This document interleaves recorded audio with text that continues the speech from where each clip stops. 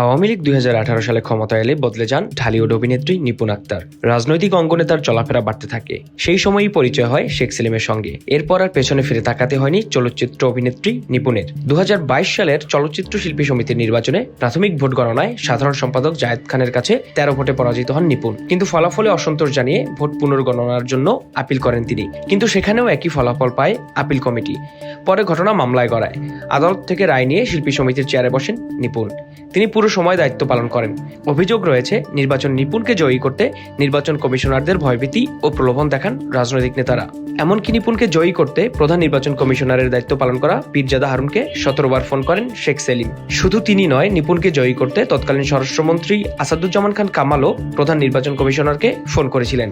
পীরজাদা হারুন গণমাধ্যমকে বলেন, 2022 সালের নির্বাচনে যখন ভোট গণনা করা হচ্ছিল তখন শেখ সেলিম 17 থেকে 19 বার আমাকে ফোন করেছিলেন। আমার সঙ্গে তার কয়েকবার কথা হয়েছে। ওই রাতে তৎকালীন স্বরাষ্ট্রমন্ত্রী আসাদুজ্জামান খান কামালও আমাকে ফোন করেছিলেন। তাদের দুজনের উদ্দেশ্যই ছিল এক। পীরজাদা হারুন আরও বলেন, ওই নির্বাচনে তার উপর চাপ প্রয়োগ করা হয়, যা তাকে মানসিকভাবে এখন আতঙ্কিত করে।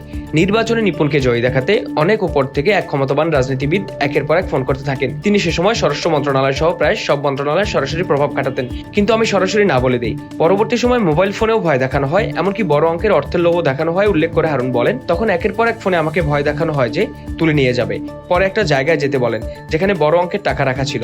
যখন রাজি হলাম না তখন ফলাফল নিয়ে মামলা করা হলো। সেটা চলে গেল কোর্টে। তখন নানাভাবে হয়রানি করা হয়েছে। আমাকে বানিয়ে দেওয়া হলো অন্য একটি রাজনৈতিক দলের সদস্য। নানা কাণ্ডে আমাকে ছোট করা হলো, এফডিসিতেও নিষিদ্ধ করা হলো।